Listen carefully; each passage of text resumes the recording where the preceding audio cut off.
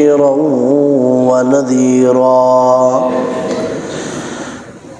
لتؤمنوا بالله ورسوله وتعزروه وتوقروه وتسبحوه بكرة وأصيلا۔ کل کے درس میں بھی عرض کیا تھا کہ اس آیت کریمہ میں اللہ رب العزت نے جناب رسول اللہ صلی اللہ علیہ وسلم کے 3 صفات کا تذکرہ فرمایا ہے، اور اہل ایمان کو اللہ نے 5 باتوں کا حکم دیا ہے، انسانوں کو اللہ نے 5 باتوں کا حکم دیا ہے۔ حضور انور صلی اللہ علیہ وسلم کے بہت سارے صفات ہیں، اس قدر صفات ہے نبی اکرم صلی اللہ علیہ وسلم کے کہ جس کو گننا، جس کو شمار کرنا بھی ناممکن ہے۔ آپ کی خوبیاں، آپ کے کمالات، اس کو گننا بھی ناممکن ہے۔ لیکن اس آیت میں اللہ نے 3 صفات ذکر فرمائے۔ انا ارسلناک شاہدا، یقیناً ہم نے آپ کو بھیجا ہے، آپ کو رسول بنا کر بھیجا ہے۔ شاہدن، آپ گواہی دینے والے ہیں، اور قیامت کے دن نبی اکرم صلی اللہ علیہ وسلم یہ گواہی دے گا۔ صحیح حدیث میں آتا ہے کہ جب اللہ رب العزت کی طرف سے اعلان ہوگا ہر امت کو کہ کیا پیغمبر نے تم تک اللہ کا دین پہنچایا ہے کہ نہیں، تو اس وقت ہر نبی اپنی امت کے بارے میں گواہی دے گا کہ اللہ، میں نے آپ کا دین اپنی امت تک پہنچایا تھا۔ نبی اکرم صلی اللہ علیہ وسلم بھی گواہی دیں گے، اور آپ نے تو اللہ تبارک و تعالیٰ کے دین کا پیغام پہنچایا نہیں بلکہ پہنچانے کا حق ادا کیا ہے۔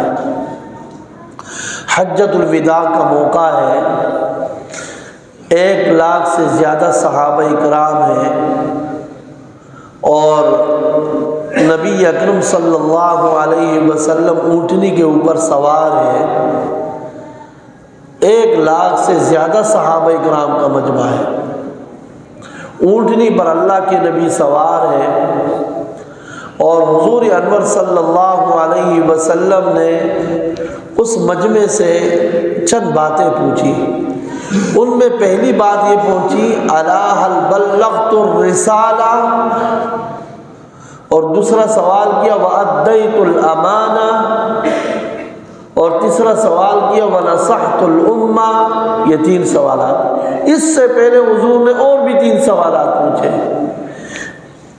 اس کے علاوہ جو 3 باتیں پوچھی وہ یہ پوچھی کہ یہ بتاؤ میرے صحابہ کہ یہ کون سا شہر ہے۔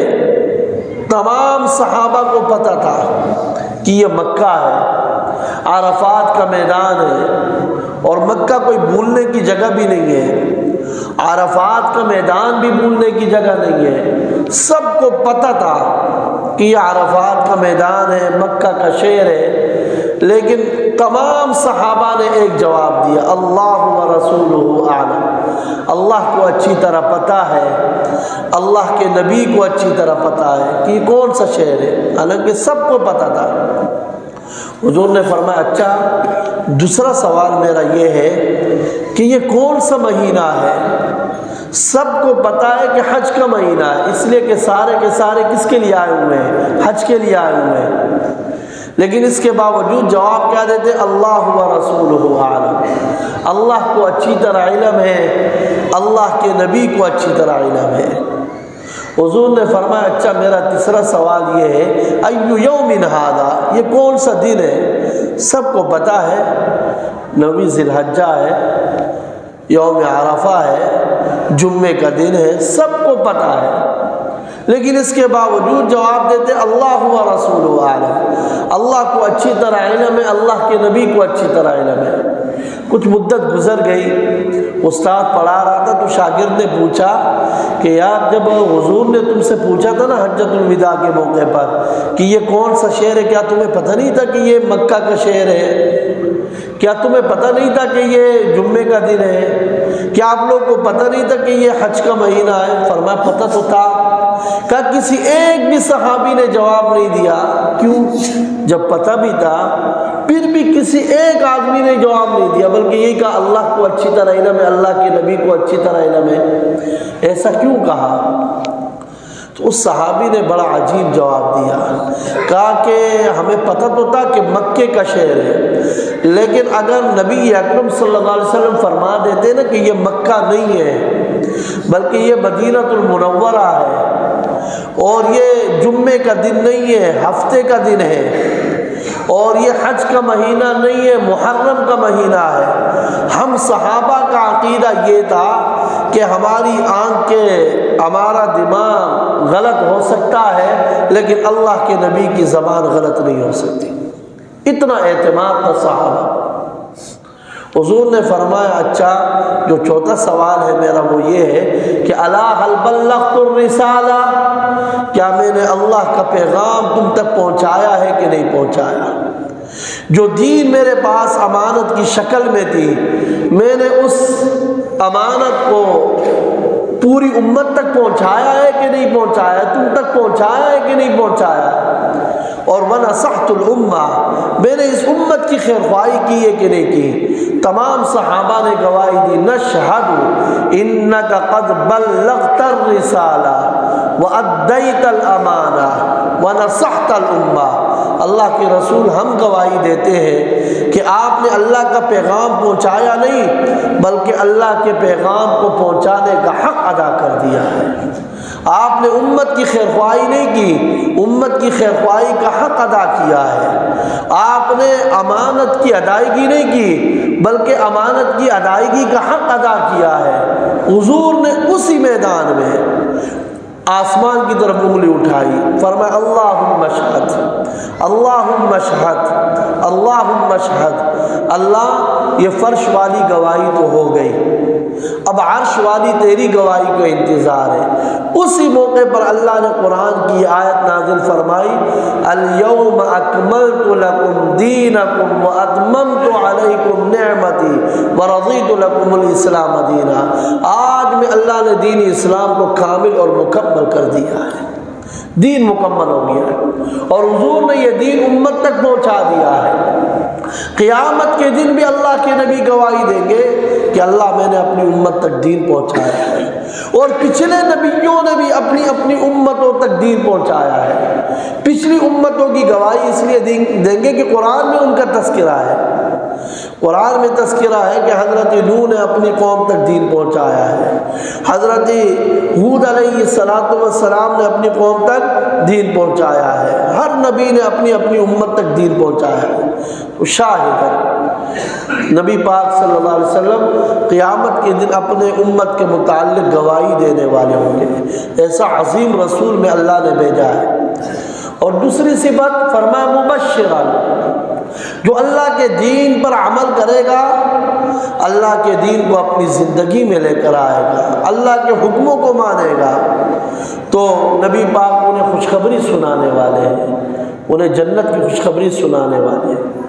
کتنے سارے ایسے اعمال ہیں جس پر حضور نے خوشخبریاں سنائی ہیں، مثلا بہت سارے ایسے اعمال ہیں، پورے دین پر جب ہم عمل کریں گے تو جنت کی خوشخبری ہے۔ اور تیسری صفت ونذیرا، اور نبی پاک صلی اللہ علیہ وسلم نہ ماننے والوں کو ہمدردی کی وجہ سے ڈرانے والے ہیں۔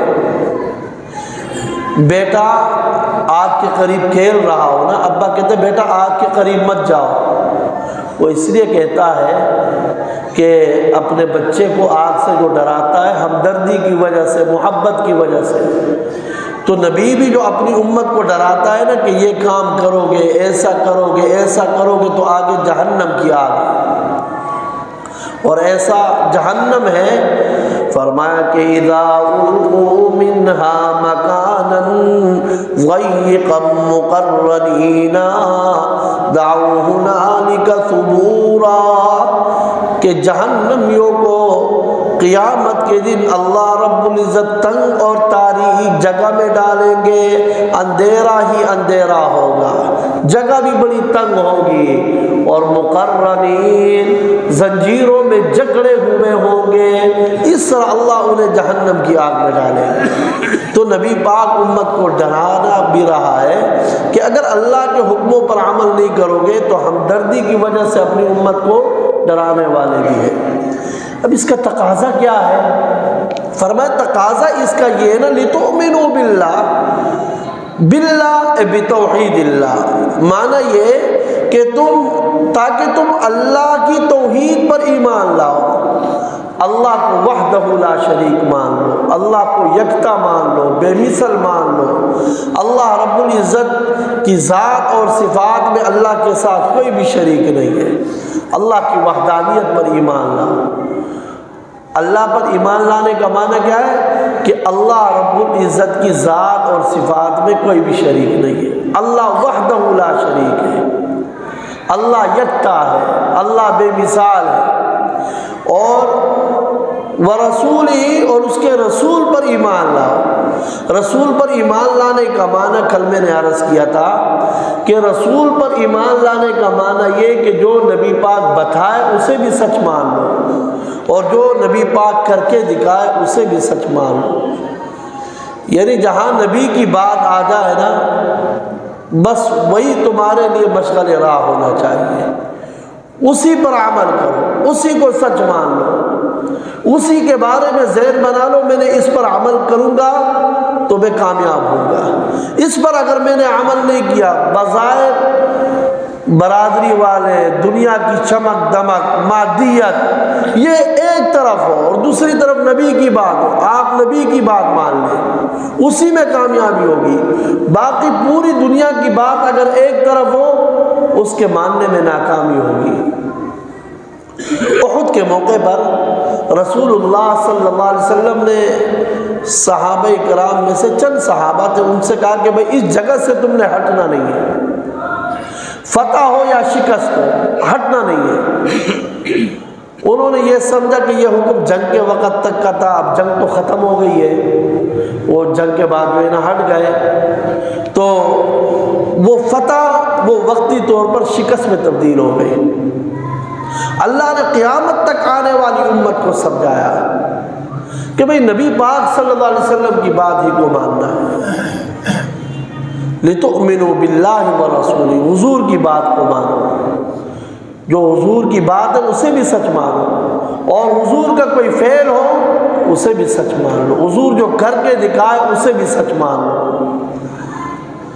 اس پر غزوہ خندق کا واقعہ میں اکثر عرض کرتا ہوں کہ خندق کے موقع پر جناب رسول اللہ صلی اللہ علیہ وسلم کے صحابہ آئے حضور کے پاس، اور ہر ایک کے پیٹ کے اوپر ایک پتھر باندھا ہوا تھا بھوک کی وجہ سے۔ یہ پتھر جب پیٹ پر باندھ لیتے ہیں تو اس کے اندر ٹھنڈک ہوتی ہے، اور یہ ٹھنڈک جب معدے تک پہنچ جاتی ہے تو بھوک کا اثر محسوس نہیں ہوتا۔ نبی پاک نے فرمایا تم لوگوں نے بھوک کی وجہ سے پیٹ پر ایک پتھر باندھا ہے، اور میں اللہ کے نبی صلی اللہ علیہ وسلم نے بھوک کی وجہ سے پیٹ پر 2 پتھر باندھے ہیں۔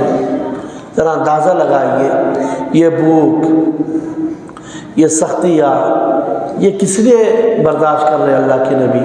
مجھ تک اور آپ تک اللہ کے دین کو پہنچانے کے لیے۔ حضور کا چہرہ زخمی ہوتا ہے، کیوں؟ حضور کبھی بدر میں کبھی احد میں ہے، کیوں؟ حضور کبھی سفر میں کبھی وطن کو چھوڑ رہے ہیں، کبھی ہجرت کر رہے ہیں، کیوں؟ یہ صرف اور صرف اس لیے تاکہ یہ اللہ کا دین قیامت تک آنے والی امت تک پہنچ جائے۔ ساری تکلیفیں اس لیے۔ آج میں نے اور آپ نے اللہ کے اس دین کے لیے کیا تکلیف برداشت کی ہے؟ ہم میں سے ہر بندے بشر سوچ لے کہ ہم نے اللہ کے دین کے لیے کیا تکلیف برداشت کی ہے، میں نے اللہ کے دین کے لیے کیا قربانی دی ہے۔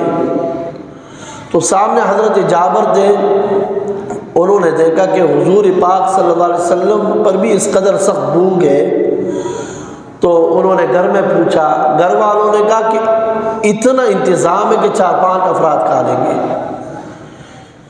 وہ آئے اور حضور سے کہا کہ بس 4-5 افراد آپ اپنے ساتھ لے کر آ جانا، میں نے آپ کے لیے دعوت کا اہتمام کیا ہے۔ حضور نے تمام صحابہ کو دعوت دی کہ بھائی تم سب کی حضرت جابر کے گھر میں دعوت ہے۔ آپ نے حضرت جابر سے فرمایا جب تک میں نہ آؤں نا تو آٹے میں سے روٹیاں نہ بنانا اور سالن کے اوپر سے ڈھکنا نہ ہٹانا۔ آپ چلے گئے اور آپ نے اپنا لعاب دہن اس آٹے میں اور اس سالن میں ملایا۔